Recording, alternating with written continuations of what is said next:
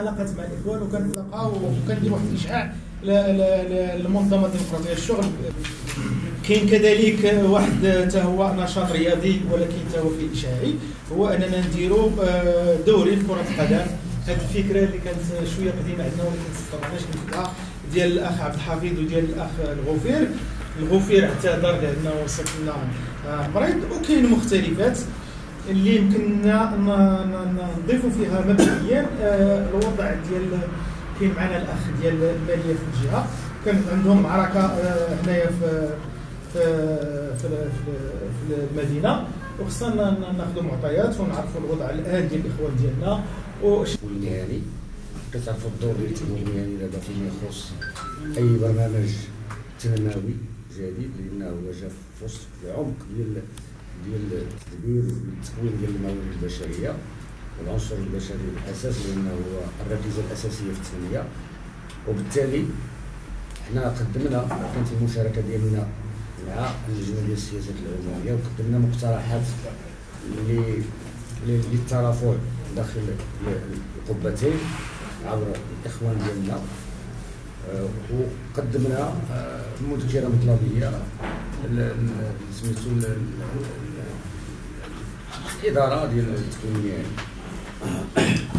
غير باش تعرفوا بان التكوين المهني فيه واحد الجزء ديال وزاره التكوين المهني، هناك مكتب ديال التكوين النقابه الوطنيه للتكوين المهني في الوزاره، كاين الاخ اللي هو خالد هو الكاتب العام ديالها، المهندس رئيس، وكاين مكتب التكوين المهني اللي هو كيمثل تقريبا 90% ديال التكوينات اللي هي، لان كاين هناك مجموعه ديال المتداخلين في هذا القطاع ديال التكوين المهني. بزاف ديال الوزارات متداخله، كل وزاره كدير تكوين الناس ديال التقنيين ديالها، وكاين مكتب التكوين المهني اللي عندهم حصه الاسد اللي كيمثل 90%.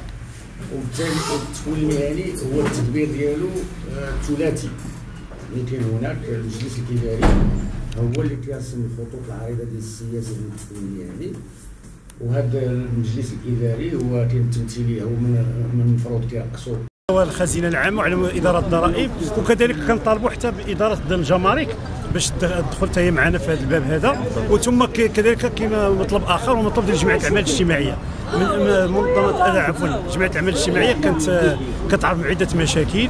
طبعا حنا كنا في لجنه التوجيه والمراقبه، وفكينا مجموعه ديال المشاكل في لجنه التوجيه والمراقبه، منها الحج، منها واحد المساله اللي هي درناها مهمه جدا، وهي اعطينا واحد يعني واحد المنحه لجميع التلاميذ طبعا اللي مروا الامتحان ديال البكالوريا بامتياز للمتفوقين، وطبعا اخذوا تقريبا 10,000 درهم في كل سنه باش كيكملوا الدراسه ديالهم.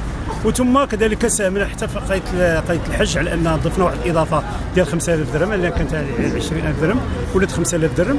وحنا ما زلنا تنطالبوا بمجموعه ديال المشاكل مجموعه ديال المتطلبات ديال الموظف ديال وزاره المال. كاين مجموعه ديال المشاكل، ما كاينش شي قطاع ما كيعرفش المشاكل. كاين عندنا المشكل ديال المحققين الان تيعانيوا بواحد البنايه اللي كاينه مثلا في محمد الخامس، على انه 200 محقق. طبعا ما غاديش تهزهم ديك البنايه، حنا كنطالبوا بخلق بنايه اخرى، وفعلا كاين واحد البنايه اخرى راه الاداره الان بصدد باش تحل ذاك المشكل، وحنا كنتعاونوا معها في هذا الاطار هذا. القانون الجديد هذا ما يمكنش، حيت باقي الان غير فيه نقاش وفيه حوار وفيه من ضمن السلبيات اللي تيشوفوها بعض الناس، مثلا خصوصا في المقاولات الصغرى والمقاولات المتوسطه وكذا، بانهم تيعانيو جبدوا لهم هذه الفواتير الكترونيه كذا. فالاخوان طبعا رفضوها، لان طبعا حتى القطاع غير مقنن. حنا خصنا نطالبوا زعما يكون مقنن بعد هذاك القطاع، ومن بعد يطلبوا لهم هذه المطلبات على مستوى اداره الضرائب. اجتماع اليوم ديال اجتماع الاتحاد المحلي الجهوي ومكتب الجهوي بسطات، كان هو نتاج ديال هذه المجموعه من الحراك اللي كيعرفوا الموظفين والموظفين والفاعلين النقابيين داخل منظمه ديمقراطيه الشغل. يعني هذا الحراك هو كان على مستوى يعني في اطار مواد تنظيمي، نقاش مواد تنظيمي ديال النقابه منظمه ديمقراطيه المكتب الجهوي داخل جهه سطات كازا، سطات الدار البيضاء. لذلك يعني هذا لقاؤنا اليوم كان نتاج يعني مجموعة من المشاكل تعيش الشغيلة داخل هذه الجهة الكبرى ديال دار بيضاء سطات. تفاعلا مع هذا اللقاء كان تفاعلا مع مجموعة من المطالب، مجموعة من المشاكل تعيشها في الشغيلة داخل الجهة. لذلك يعني كان اللقاء اليوم ناجح بكل هذا، وفي اطار يعني تعزيز وتكريس في اطار يعني برنامج نضالي اللي كتسطروا منظمه نقاط الجوع وخاصه منظمه المكتب الجهوي للمنظمه نقاط الشغل. يعني في اطار تفعيل برنامج نضالي لابد من مواكبه جميع المشاكل التي تعيشها الموظفين والعمال والاجراء داخل الجهه، وضروره يعني التدخل بشكل عاجل لحل حالات مع جميع المسؤولين على المستوى المحلي والجهوي والوطني. وضع العمل النقابي الان في يعني واحد الوضع يعيش وضع نعتبره يعني وضع نسبيا متدحرج، نظرا لان التخبط اللي كيعيش فيه الان العمل النقابي بالمغرب هو نتاج ديال واحد التخبط ديال واحد يعني عدم وحده الصفوف، يعني تشتيت وحده الصفوف ديال النقابات المطالبه يعني بجميع المطالب المشروعه الفئه الشغيله والعمال والاجراء الى غير ذلك. يعني في اطار تشديد الجهود اللي كتساهم فيه الدوله بشكل كبير يعني والطبقه البرجوازيه والهجوم المتواصل ديال النظام الراسماليه المتوحشه يعني عن طبقات الفئه الشغيله والعمال والاجراء الى غير ذلك. يعني هذا تشتيت الجهود يعني ساهم وتبعثر العمل النقابي المغرب الذي يعيش على وضع ازمه الان يعني في حلحله وغلق يؤدي الى غلق حوار اجتماعي مع الحكومه. نحن كمنظمه القوانين الماليه نعيش مجموعه من الاوضاع يعني مأساويه داخل وزاره الماليه او داخل المديريه المحليه بسطات. يعني كنعيش واحد التعسف، واحد استهتار بمطالب المشروعات ديال الموظفين مثلا داخل مديريه اقليم بسطات، واستخفاف يعني بجميع مراسلاتنا ومضامين ديال المراسلات يعني في تحقيق هذه المطالب، رغم ان السيد المسؤول الاقليمي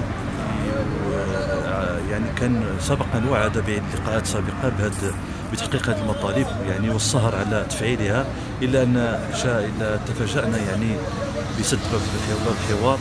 وهذا الواقع اللي يعيشه الفئه الشغيله الماليه باقليم سطات اللي هو على المستوى المحلي هو يعكس الا الصوره عن الوضع العام اللي كيعيشه الموظف الماليه او الموظفين بشكل عام في المغرب.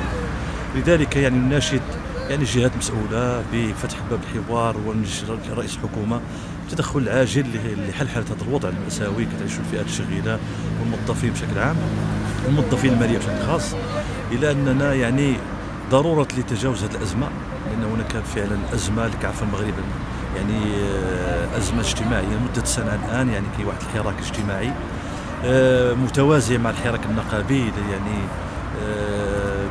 هذا الحراك اللي كان كما قلنا نتاج عن اوضاع مأساويه ونتاج عن مجموعه المطالب التي لم تحقق الان للفئات والعمال والموظفين.